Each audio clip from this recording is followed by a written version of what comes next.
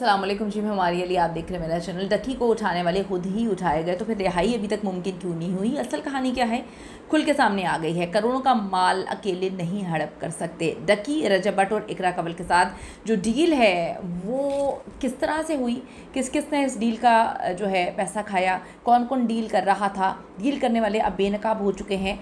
हमारे नाम पर पैसा बना रहे हो तो अब हिसाब तुम्हें देना पड़ेगा। मुकम्मल नेटवर्क सामने आ चुका है।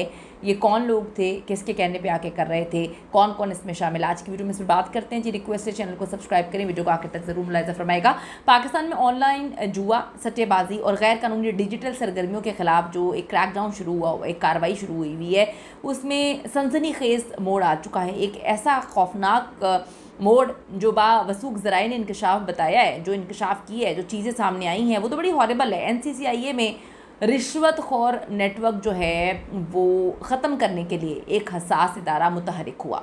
अब तक national cyber crime investigation agency के 5 आला डायरेक्टर्स मज़ीद तहकीकात के लिए हिरासत में लिए गए हैं, जिन पर बड़े बड़े इल्ज़ामात हैं कि उन्होंने मशहूर यूट्यूबर सादुर रहमान उर्फ डकी के अहल खाना से 1.5 करोड़ रुपए की रिश्वत उठाई ताकि उनके खिलाफ तहकीकात में नरमी बरती जाए। ज़राए कन्फर्म करते हैं कि गिरफ्तार होने वालों में वो ऑफिसर्स भी शामिल हैं जो डकी के खिलाफ केस की बराह रास्त तफ्तीशी टीम का हिस्सा रहे हैं।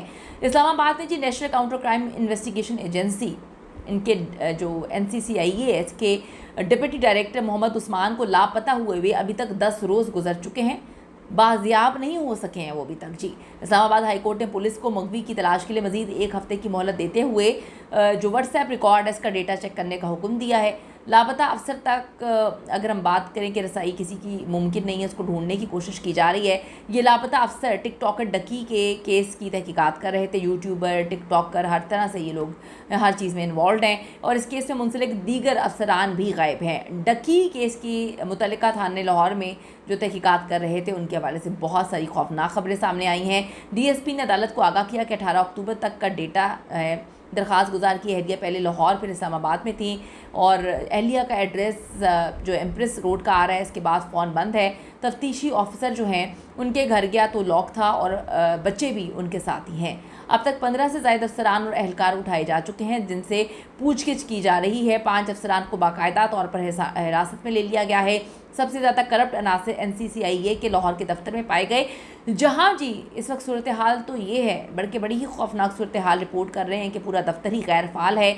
बहुत सारे अफसरान या तो ज़ेर हिरासत हैं या फिर छुट्टियाँ ले चुके हैं, या कई अफसरान बताए बगैर ड्यूटियों से ही गायब हो चुके हैं। यानी जो मुल्ज़िमान को उठा रहे थे वो खुद ही उठाए गए, वो खुद ही गायब हो चुके हैं।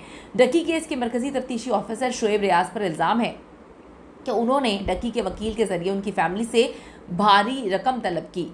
मामला उस वक्त संगीन सूरत हाल इख्तियार करता है जब मिलिट्री इंटेलिजेंस ने खुफिया निगरानी के दौरान टेलीफोनिक शवाहिद और पैगामात इकट्ठे किए जिनसे रिश्वत तलबी के नाकाबिले तरदीद शवाहिद मिलते हैं। ये मामला ऐसे वक्त में सामने आया जब डकी और उसकी अहलिया अरूब जतोई के ख़िलाफ़ गैर कानूनी बैंक ऐप्स की बैंक ऐप्स कह रही हूँ, जो ऐसी ऐप्स हैं, जुए की ऐप्स हैं और ऐसी चीज़ें जिसमें वो दोनों बड़े मिस्टीरियस हरकतें करते हुए पाए गए और गलत तरीके से जो है आवाम को गलत कामों में लगाते हुए नज़र आए, तो इसके तहत इन पर मुकदमा दर्ज किया गया। NCCIA की रिपोर्ट के मुताबिक डकी पर इल्ज़ाम है कि उन्होंने मुख्तलिफ जुए की ऐप्स को ना सिर्फ फ़रोग़ दिया बल्कि उनके सफ़ीर के तौर पर लाखों नौजवानों तक इस ऐप्स की रसाई को मुमकिन बनाया। तहकीकात में डकी के 2 बैंक अकाउंट से तकरीबन 21 करोड़ रुपया, क्रिप्टो वॉलेट से तकरीबन 3,26,000 अमेरिकी डॉलर्स बरामद हुए हैं, जो अब तक मतलब मैं क्या बताऊं कि ये लोग क्या कुछ कर रहे थे, कितने पैसे कमा रहे थे, किस तरह से आवाम को गलत कामों में लगा रहे थे, और जो सही तरीके से काम करें पाकिस्तान में उनको भी इन लोगों की वजह से जो है वो फिर गलत तरीके से ऑपरेट किया जाता है या संभाला जाता है या फिर उन बेचारों के साथ बुरा सलूक किया जाता है। ज़राए के मुताबिक डकी ने अपने जिस्मानी रिमांड के दौरान ऑनलाइन जुए की तशहीर में मुलव्वस होने का इतराफ़ किया था।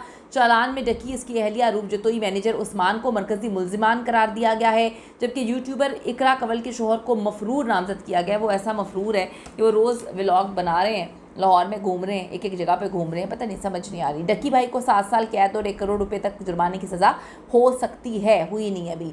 तहकीकात के दौरान एक और गैर मुतवक्की मोड़ उस वक्त आया जब NCCIA के एडिशनल डायरेक्टर सरफराज चौधरी को अचानक उनके ओहदे से हटा दिया जाता है। ये वही सरफराज चौधरी हैं जो बड़ी अजीबोगरीब किस्म की लैंग्वेज यूज़ करके इंटरव्यूज़ दे रहे थे ان کی سربراہی میں کیس تیزی سے آگے بڑھ رہا تھا اور دیگر یوٹیوبرز اور ٹک ٹاکرز کے خلاف بھی تحقیقات کا آغاز ہو چکا تھا۔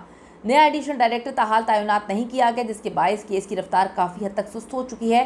اگر تحقیقات میں تاخیر ہوئی تو ملزمان کو عدالت میں وقتی ریلیف ملنے کا امکان بتایا جا رہا ہے۔ اب یہی وجہ ہے کہ اب نہ صرف اگلے ہفتے ہائی کورٹ سے ڈکی کی رہائی کے امکانات جو ہیں وہ روشن ہوتے ہوئے نظر آ رہے ہیں، بلکہ اقرا کنول، اریب پرویز، رجب بٹ سمیت باقی یوٹیوبرز کو بھی ریلیف مل سکتا ہے نظر آ رہا ہے۔ یہ ہم اپنی پرانی ویڈیوز میں بھی بتا چکے ہیں کہ یہ ساری کہانی جو ہے وہ شیئرنگ کی ہے اور کوئی کہانی نہیں ہے۔ آپ لوگ بھی سمجھدار ہیں، آپ لوگوں کو بھی ساری چیزیں سمجھ آتی ہیں۔ کہتے ہیں کہ شیئرنگ از کیئرنگ، شیئرنگ نہیں کریں گے تو پھر آپ کی بھی کیئر نہیں کی جائے گی۔ جب آپ دوسرے کی کیئر نہیں کریں گے تو پھر ڈیفینیٹلی آپ غائب ہو جائیں گے۔ اب جن کے نام لے کر یوٹیوبرز اور سوشل میڈیا انفلوئنسرز کو ڈرایا جا رہا تھا، انہوں نے ڈرانے والوں کو ہی اٹھا لیا۔ اب یہ سچویشن بن گئی ہے۔ اپنی قیمتی رائے ضرور دیجیے گا جی۔ See you in the next video.